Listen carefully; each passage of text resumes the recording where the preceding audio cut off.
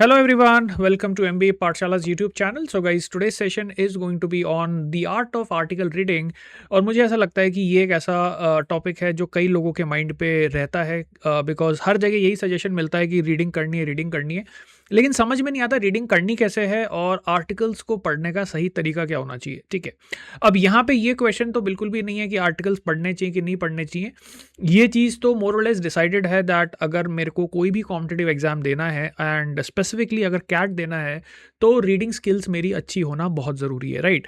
And this session, guys, is going to be important and relevant for even the students who are preparing for group discussions and personal interview, क्योंकि जो आपका general awareness है वो भी आपका newspapers के through ही improve होता है। ओके, तो पहले सवाल से स्टार्ट करते हैं। Okay, what is the importance of newspaper reading? So अब मेरे को ऐसा लगता है कि ये तो कोई क्वेश्चन है ही नहीं कि न्यूज़पेपर रीडिंग करनी चाहिए कि नहीं करनी चाहिए। Obviously we know that newspaper reading is important. ठीक है, अब इंपॉर्टेंट क्यों है? इम्पॉर्टेंट होने का सबसे बड़ा रीज़न तो यही है दैट जितना भी आपका कैट का रीडिंग कॉम्प्रिहेंशन का पार्ट है उसके जो बेसिक्स हैं वो आपके तभी डेवलप होते हैं जब आप रीडिंग करते हो। And obviously reading results in better vocabulary and you become conversant with a lot of terms और आपका जनरल अवेयरनेस भी इंप्रूव हो जाता है।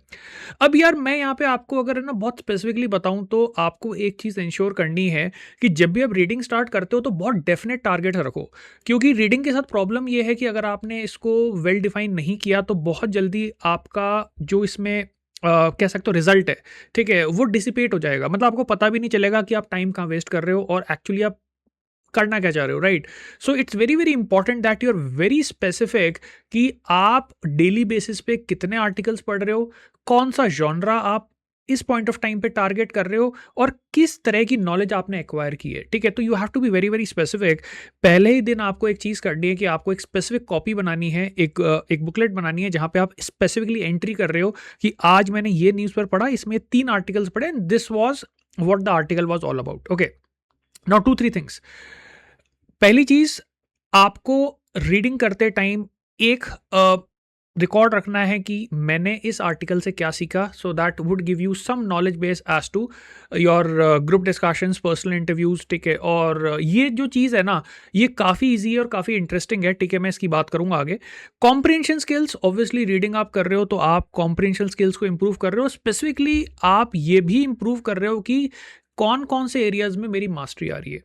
ओके, अब जब हम न्यूज़पेपर को पढ़ते हैं तो न्यूज़पेपर्स को पढ़ते टाइम होता क्या है कि फ्रंट पेज पढ़ना बहुत ज़रूरी होता है। एडिटोरियल्स में बहुत सारे ऐसे जॉनराज आते हैं जो आपके कैट के लिए रेलिवेंट होते हैं, जैसे कि इकोनॉमी हो गया या सोशियो इकोनॉमिक अफेयर्स हो गया। अब अगर मैं आपको एक एग्जांपल दूं, जैसे करंट टाइम्स में ट्रेड वॉर्स की बात होती है तो ट्रेड वॉर्स आपकी ग्रुप डिस्कशन में भी इंपॉर्टेंट है, लेकिन वही चीज़ आपकी रीडिंग कॉम्प्रिहेंशन के हिसाब से भी इंपॉर्टेंट है। Similarly if I talk about something like income inequality, तो मेरे को पता है कि इनकम इनइक्वालिटी के ऊपर जैट में भी पैसेज आने हैं, कैट में भी पैसेजेस आने हैं, और जब आप एक्चुअल इंटरव्यू के लिए जाओगे तो वहां पे भी इनकम इनइक्वालिटी पे कोई डिस्कशन हो सकता है, कोई ऐसे राइटिंग आ सकती है। सो कॉम्प्रिहेंशन स्किल्स इंप्रूव होगी, वोकैब इंप्रूव होगी। ठीक है, and apart from that you will also improve your critical thinking skills, क्योंकि जो आर्ग्यूमेंट आप यूज़ करते हो किसी भी तरह के डिस्कशन में, वो आर्ग्यूमेंट आप तभी बना पाते हो जब आप लॉजिकली सोचते हो, और लॉजिक आपका तब बनता है जब आप किसी चीज़ को थोड़ा सा थिंक करते हो। मतलब मैंने कोई चीज़ पढ़ी, उसके बारे में सोच विचार करता हूँ मैं, right. Okay, so what is a typical breakup of an article? तो सबसे पहले तो ऊपर आपको दिखती है हेडलाइन। हेडलाइन पढ़ के मेरे को आइडिया लग जाता है कि आर्टिकल किस चीज़ के बारे में होने वाला है।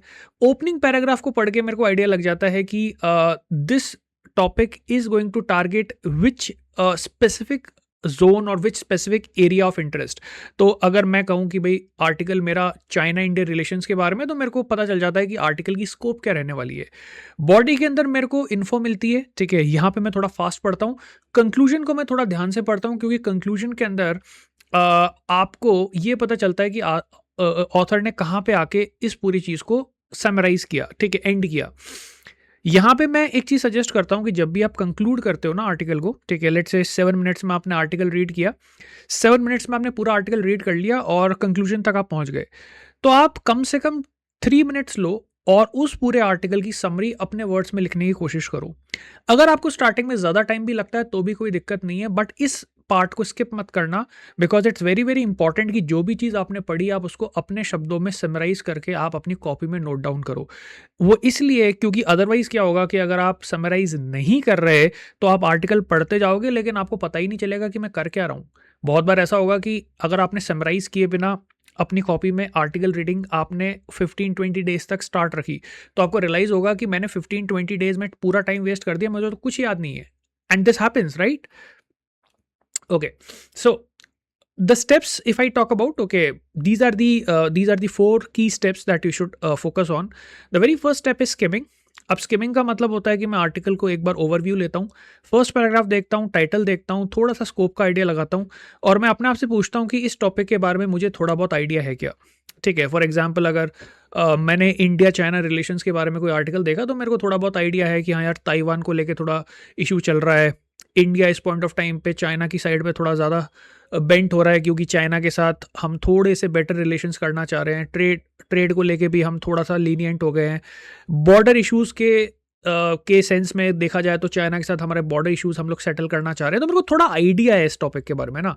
फिर मैं देखता हूँ कि मेन आर्ग्यूमेंट क्या है, कीवर्ड्स में देखता हूँ, फर्स्ट पैराग्राफ में देखता हूँ और उसके बाद मैं स्टोरी को ट्रैक करना स्टार्ट करता हूँ। स्टोरी को ट्रैक करने का मतलब क्या हुआ कि जब मैं पैराग्राफ बाय पैराग्राफ उस आर्टिकल को रीड करता हूँ तो मेरे दिमाग में बैक ऑफ द माइंड एक स्टोरी चल रही होती है कि अच्छा यहाँ से डिस्कशन स्टार्ट हुआ, सेकंड स्टेप यहाँ पहुंचा, फिर थर्ड स्टेप यहाँ पहुंचा, फाइनली ऑथर ने फिर यहाँ पे इसको एंड किया और लास्ट में जाके जब मैं उसकी समरी पढ़ता हूँ, ठीक है, when I look at the conclusion of the article, तो मैं खुद की समरी लिखता हूँ कि भाई ठीक है, ये मैंने 7 to 8 मिनट्स में मैंने आर्टिकल पढ़ लिया, लेकिन अब मैं उसको अपने वर्ड्स में पैराफ्रेज करूँगा। ठीक है, पैराफ्रेज करना बहुत बहुत ज़्यादा ज़रूरी है। मैक्सिमम लोग इस स्टेप को नहीं करते और उनका फिर बाद में क्वेश्चन रहता है कि सर इतनी आर्टिकल रीडिंग करते हैं लेकिन याद कुछ नहीं रहता। तो भाई तुम्हें आर्टिकल इसलिए याद नहीं रहता because you don't paraphrase. Very very important step. रोज भले ही आप 3 आर्टिकल पढ़ो, 2 आर्टिकल्स पढ़ो, it's very important that you paraphrase and specifically point out कि आपने इस आर्टिकल में ये 4-5 चीजें पढ़ी and this is what the summary is. Okay, so articles में जनरली हम लोग क्या समझने की कोशिश करते हैं? पहला चीज, ऑथर का माइंडसेट कैसा है। ठीक है, ऑथर इस टॉपिक के बारे में क्या सोचता है, इस चीज को लेके ऑप्टिमिस्टिक है, पेसिमिस्टिक है, न्यूट्रल है, इनडिफरेंट है, कोई फर्क नहीं पड़ता। मैं ऑथर की टोन को पिक करने की कोशिश करता हूँ। ठीक है, जियोपॉलिटिक्स पे कोई आर्टिकल है, अब जियोपॉलिटिक्स पे कोई आर्टिकल है तो मैं देखता हूँ कि ऑथर का यहाँ जो पर्सपेक्टिव है वो किस तरीके का है। Is he someone who is more on the side of like starting a war, a very aggressive stance, या he is someone who has a very sort of toned down stance, okay, like है ना, pacifist stance कि ठीक है यार कोई बात नहीं, हमें कॉम्प्रोमाइज करना चाहिए, अदरवाइज सबको नुकसान है, सॉर्ट ऑफ, राइट। मैं ये देखता हूँ कि यार स्टोरी क्या है। ठीक है, और मैं स्टोरी के साथ साथ ये भी कनेक्ट करने की कोशिश करता हूँ कि इस स्टोरी के बारे में मेरे को थोड़ा बहुत आइडिया है क्या। बिकॉज कोई भी नई स्टोरी अगर मेरे पास आएगी तो मैं उस नई स्टोरी को अपने हिसाब से अपने मेंटल फ्रेमवर्क में उसको फिट करने की कोशिश करूंगा। बिकॉज देखो, अगर मैं आज एक नई स्टोरी पढ़ रहा हूँ, ठीक है, कोई भी स्टोरी हो सकती है, और उस स्टोरी के बारे में मेरे को बिल्कुल भी बैकग्राउंड इन्फॉर्मेशन नहीं है, तो I would not be able to make sense of it. So I try to situate the story in my own mental framework and then finally the next thing that I do is I compare articles, क्योंकि एक book में या एक newspaper में सारी picture clear नहीं होती। Okay, सो मैं इसका एक बहुत अच्छा एग्जाम्पल देता हूँ। जैसे मैंने अगर आपको एक टॉपिक दिया, लेट अस से should India impose high tariffs on America. Okay, जैसे अमेरिका ने इंडिया पे इम्पोज किया तो हमें भी टैरिफ्स इम्पोज करने चाहिए क्या। अब यहाँ पे लोगों के ना अलग अलग पर्सपेक्टिव्स हो सकते हैं। कुछ लोग बोलेंगे बिल्कुल करने चाहिए, क्या दिक्कत है, okay, we should also do tit for tat. Okay, कुछ लोग बोलेंगे कि नहीं करने चाहिए, मे भी हो सकता है कल को रिलेशन अच्छे हो जाएं, आप ये चीज़ करोगे तो चीज़ें अच्छी नहीं होंगी। Okay, so it's very very important कि आप हर तरह का पर्सपेक्टिव देखो, क्योंकि एक जगह पे पूरी पिक्चर क्लियर नहीं होती। तो एक टॉपिक को मैं अक्रॉस डिफरेंट न्यूज़पेपर्स में देखने की कोशिश करता हूँ कि अच्छा यार इस टॉपिक के बारे में टाइम्स ऑफ इंडिया का क्या कहना है, इस टॉपिक के बारे में लेट अस से स्मिथसोनियन का क्या कहना है, राइट। चलो एक एक्टिविटी करते हैं। So guys, this is how an editorial would look like. ठीक है, तो मैंने यहाँ पे एक एडिटोरियल रखा हुआ है। ठीक है, अब देखो, अब पहली चीज़ तो ये कि मैं एडिटोरियल पढ़ूंगा, ये श्योर है, फ्रंट पेज में पढ़ूंगा, ये भी श्योर है। I will also look into business page, because आगे चल के आपका जो ग्रुप डिस्कशन है या जो जीके वाला पोर्शन है उसमें बिजनेस की बातें होंगी, ठीक है। वहाँ पे कई क्वेश्चंस आपके बिजनेस रिलेटेड आ सकते हैं। जीडीपी पे क्वेश्चन आ गया, इन्फ्लेशन पे क्वेश्चन आ गया, रेपो रेट पे क्वेश्चन आ गया आपका ट्रेड डेफिसिट पे, ना। तो बिजनेस पढ़ना, इकोनॉमी पढ़ना, ये रिलेवेंट है। तो बिजनेस एंड इकोनॉमी वाला पार्ट मैं पढ़ने की कोशिश करूंगा। Make sense? ओके, और उसके अलावा मैं क्या करूंगा? Okay, I would also look into geopolitics, international affairs. Okay, अब ये कुछ की एरियाज हैं जिनको आप देख सकते हो, एंड ऑब्वियसली एडिटोरियल के अंदर तो पूरा एडिटोरियल आपको देखना है। तो मेरे सामने एक एडिटोरियल है, मैं देखता हूँ इसमें देखो क्या क्या टॉपिक्स हैं। A good template on India's FTA with New Zealand. Okay, so यार आपको पता होगा कि इंडिया ने ना एक FTA, free trade agreement, UK के साथ साइन किया है, और उस एग्रीमेंट का बहुत हल्ला मचा था, एंड उससे काफ़ी इंडिया को फ़ायदा भी हुआ है, यूके को ज़्यादा फ़ायदा हुआ है, and it has become like a very big issue. Okay, मतलब as in a good way in UK, and people are very happy. Okay, so ऐसे ही कुछ एग्रीमेंट है ना, एफटीए न्यूजीलैंड के साथ भी हम लोग साइन करना चाह रहे हैं, फ्री ट्रेड एग्रीमेंट। ओके, और क्या क्या है यहाँ पे देखो, यहाँ पे एक बांग्लादेश वाला अनरेस्ट की बात हो रही है। तो बांग्लादेश में guys, I think you may have heard of the violence that has recently taken place. Okay, one person was burnt alive. Okay, तो ये काफ़ी बड़ा इशू चल रहा है।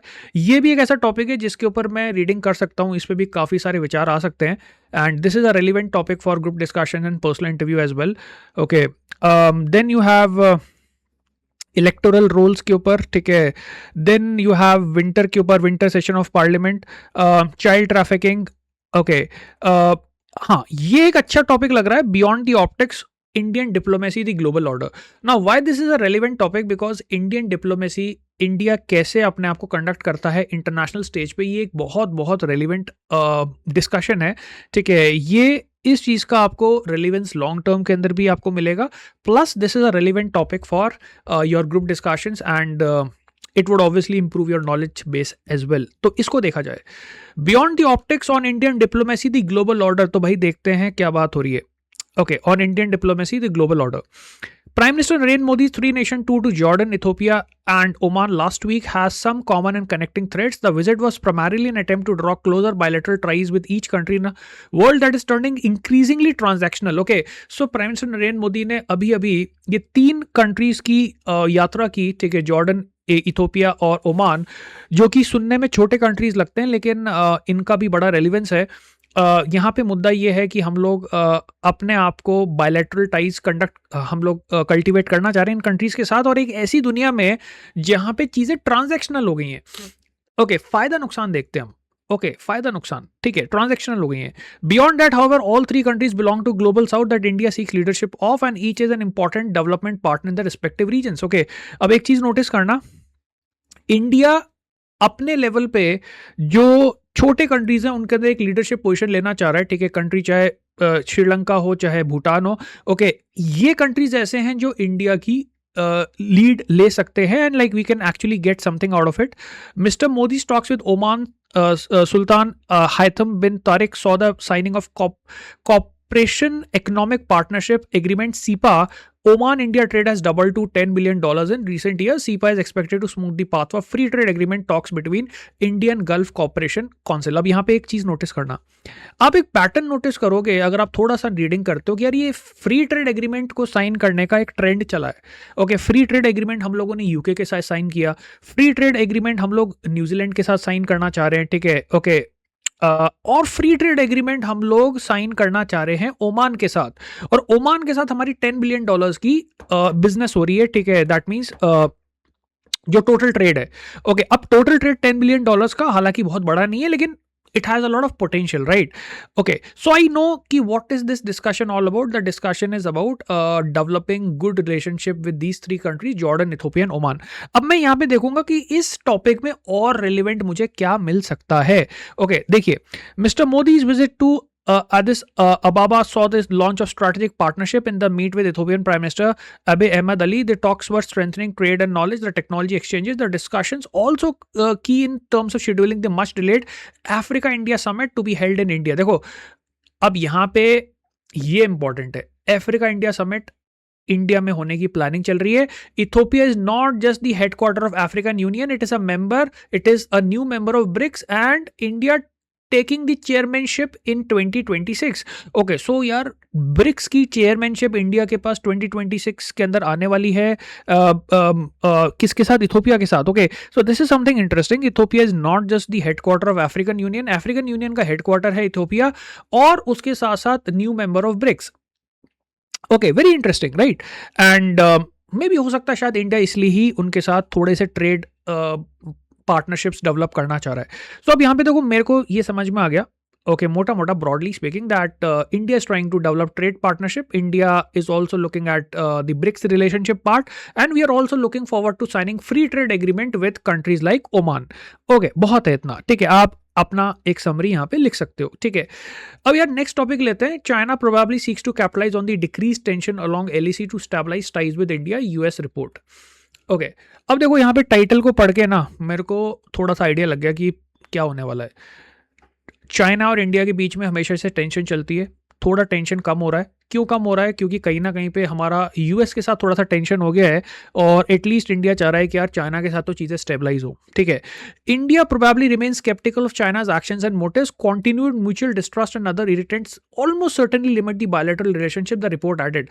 इंडिया चाइना के एक्शंस और मोटिव्स को लेके थोड़ा स्केप्टिकल रहता है, जो कि बायलैटरल रिलेशनशिप को थोड़ा सा रोकता है, लेकिन फिर भी हम लोग जो लाइन ऑफ एक्चुअल कंट्रोल है, जो बॉर्डर डिस्प्यूट है, उन बॉर्डर डिस्प्यूट को अपने हिसाब से कम करना चाह रहे हैं और टेंशन डिक्रीज करना चाह रहे हैं। और ये यूएस रिपोर्ट में आया that China seeks to capitalise on the decrease tension along LAC. China और इंडिया के बीच में एलएसी पे, लाइन ऑफ एक्चुअल कंट्रोल पे टेंशन कम हुआ है, और उस कंटेक्स्ट में हमारी रिलेशनशिप चाइना के साथ स्टेबलाइज हो रही है। Let's read. China probably seeks to capitalise on the decrease tension along the line of actual control LAC with India to stabilise bilateral relation, prevent the deepening of US India ties, according to report by US department of war. So US का जो department of war है वो basically आपका defence department है, उसका नाम इन्होंने change कर दिया है। तो उन्होंने रिपोर्ट ये दी है कि चाइना नहीं चाहता कि इंडिया और यूएस की टाइज ज़्यादा स्ट्रांग हो, तो उस सेंस में चाइना ने अब लाइन ऑफ एक्चुअल कंट्रोल पे टेंशन थोड़ा कम किया है, और वहाँ पे टेंशन कम हुआ है तो इंडिया के लिए भी अच्छा है, because India wants to stabilise relationship and fix the borders, right. तो इंडिया और चाइना के रिलेशनशिप थोड़े डेवलप होना स्टार्ट हुए, ठीक है। In its annual report to Congress on Tuesday on military and security development involving the People's Republic of China 2025, the US Department of War, which is basically US Department of Defense, Indian leadership announced an agreement with China, ठीक है। तो अब ये agreement sign हुआ था, और इस context में इनकी रिपोर्ट आई है, जो कि इन लोगों ने कांग्रेस के सामने प्रेजेंट की है, ठीक है, यूएस डिपार्टमेंट ऑफ वॉर ने। अब ऑब्वियसली यूएस तो इस चीज़ को लेके थोड़ा सा डरा हुआ रहेगा कि यार इंडिया और चाइना के रिलेशनशिप अच्छे हो रहे हैं, तो इसका मतलब हमारे लिए थोड़ा खतरा है, okay, because US naturally sees India as a counter to China. Okay, आगे बढ़ते हैं। Reached agreement with China on LAC patrolling, resolution of friction points. Okay, अब देखो कितनी जल्दी हम इस चीज को गो थ्रू कर सकते हैं, ऑब्जर्व करना। The Xi Modi meeting mark the onset of monthly high level engagement between the two countries, और parties discuss border management and next step for bilateral relationship, including direct flights, visa facilitation and exchange of academics and journalist. देखो ये सारी चीजें होने वाली हैं, okay. आपका bilateral relationship develop होने हैं, डायरेक्ट फ्लाइट्स चलनी है, ठीक है, वीजा आसान होना है, exchange of academics and journalist होना है, ठीक है, ओके, वीजा आसानी से मिलेगा, और हमारे यहाँ के जो एकेडमिक्स हैं वो वहाँ पे जा सकेंगे, ठीक है, जर्नलिस्ट वगैरह ट्रैवल कर पाएंगे। China probably seeks to capitalise on decrease tension along LAC to stabilise bilateral relation and prevent the deepening of US India ties. ये देखो बहुत इंपॉर्टेंट है, चाइना को पता है इंडिया के लिए बहुत इंपॉर्टेंट है कि वो बॉर्डर पे शांति रहे, तो उस सेंस में चाइना चाह रहा है कि हम इंडिया के साथ एक बातचीत स्टार्ट करें, ताकि इंडिया और यूएस के जो रिलेशनशिप हैं वो उतने स्ट्रांग ना हो, जो कि अदरवाइज हो जाएंगे अगर हम लोग टेंशन रखते हैं। तो बड़ा कैलकुलेटेड गेम चल रहा है जियोपॉलिटिक्स का। Okay, it further said that China's national strategy is to achieve the great rejuvenation of Chinese nation by 2049. भाई चाइनीज नेशन 2049 तक रिजुविनेट करना है. चाइनीज नेशन के अंदर कौन आ गया? ताइवान भी आ गया. तो ताइवान वाला एंगल भी है, आगे आएगा. In this vision a rejuvenated China would have raised its influence, appeal and power to shape events to a new level, and it would field a world-class military that can fight and win and resolutely safeguard the country's sovereignty, security and developmental interest. तो guys ये इनका vision है कि China को अपनी influence बढ़ानी, appeal बढ़ानी है, उनके पास पावर होनी चाहिए कि ग्लोबल इवेंट्स को शेप कर पाए. वर्ल्ड क्लास मिलिट्री, ठीक है, they want to safeguard their country, they want their country to be sovereign, secure and developed. China claims 3 core interest. 3 core interest हैं चाइना के, defined as issues central to China's national rejuvenation. Okay, क्या क्या core interest हैं? These includes Chinese Communist Party's control, promoting China's economic development, defending and expanding China's sovereignty and territorial claims. यार ये जो last वाला है ना, ये बहुत खतरनाक है. CCP का कंट्रोल चलेगा, चाइनाज इकोनॉमिक डेवलपमेंट इंडिया को चलेगा, लेकिन जब आप ये कहते हो कि expanding China sovereignty and territorial claims, तो इसमें फिर यहाँ पे दिक्कत आ जाती है, क्योंकि अरुणाचल प्रदेश वाला इशू आ जाता है और उसके साथ साथ ताइवान वाला इशू भी आ जाता है, क्योंकि ताइवान को चाइना क्लेम करता है, वहाँ पे प्रॉब्लम है. ठीक है, चाइना's leadership has extended the term core interest to cover Taiwan and China's sovereignty claims amid territorial disputes in South China Sea, the Senkaku Islands and the northeastern Indian states of Arunachal Pradesh. अब देखो, इस पूरे discussion में ये part सबसे ज्यादा important है कि इंडिया चाइना का रिलेशनशिप तो अच्छा हो रहा है, लेकिन एक चीज पे आके थोड़ी बातें अटक सकती हैं, क्योंकि Arunachal Pradesh is a territory of India. South China Sea is a disputed area, obviously we all know that. Multiple countries उसको क्लेम करते हैं, बहुत लड़ाई झगड़ा होता है साउथ चाइना सी को लेके, और ताइवान को लेके इंडिया कभी एग्री नहीं करेगा, या यूएस तो कभी एग्री नहीं करेगा, इंडिया भी एग्री नहीं करेगा, ठीक है, मोस्ट प्रोबेबली, कि वो चाइना को बोल दे कि हाँ ताइवान तुम्हारा है. ठीक है, we would never say that, it's never gonna happen, right. Okay, ये थोड़ा डिस्प्यूट वाला इशू है. अब यहाँ पे ना देखो, मेंटली आपने एक चीज नोटिस कर ली, यार इस चीज को थोड़ा रिसर्च करेंगे, क्योंकि ये इंपॉर्टेंट पॉइंट है. Okay, this is one point where there is still friction between India and China, right. Okay, I hope guys आपको ना एक आइडिया लगा कि कैसे हम लोग रीडिंग करते हैं. ओके, और देखो, रीडिंग में मेन इशू ये होता है that you are able to capture the main argument, you are able to summarise. और कभी भी जब आप रीडिंग करते हो ना, तो ये मत करो कि फॉर्मेलिटी के लिए आपने रीडिंग करके खत्म कर दी. आप उस टॉपिक को दिमाग में रखो, क्योंकि उसी टॉपिक को अपन बिल्डअप करेंगे. ठीक है, आज अभी आपने पढ़ा अरुणाचल प्रदेश वाला इशू, या ताइवान वाला इशू, या सेंकाकू आइलैंड वाला इशू, ठीक है, या जापान के साथ चाइना का इशू, या साउथ चाइना वाला इशू. तो इन चीज़ों को ना हम अलग से जब कोई आर्टिकल आएगा, ठीक है, और we can actually search it up on internet also, and I would like to expand on it and draw that mental image कि एग्जैक्टली चल क्या रहा है. ओके, तभी आपको रीडिंग में मजा आएगा, तभी आपकी जनरल अवेयरनेस भी बढ़ेगी. ओके, जब आप चीज़ों को कनेक्ट करके रिलेट करने की कोशिश करोगे और हर चीज को समराइज करोगे. Okay, so guys that's it for today. We would continue the discussion in the upcoming sessions. आज के लिए इतना ही. Okay, so guys do check out the catalyst batch. So this is our batch that would target CAT 2026 and OMET 2026. Okay, so you can see the teachers on the screen. I am going to be there in this batch. I would be taking the entire verbal section. ठीक है, उसके साथ साथ आपको बाकी faculties भी यहाँ पे दिखेंगे. ठीक है, उदित सर हैं, विजय सर हैं, अभिषेक सर हैं. ठीक है, so obviously they would be taking their respective areas as well, and currently we are running a 25% discount. Plans को आप चेकआउट कर सकते हो, it includes everything. बाकी for more info do call on our call on the office numbers. Okay, so that's it guys. मिलते हैं next session में. Bye bye.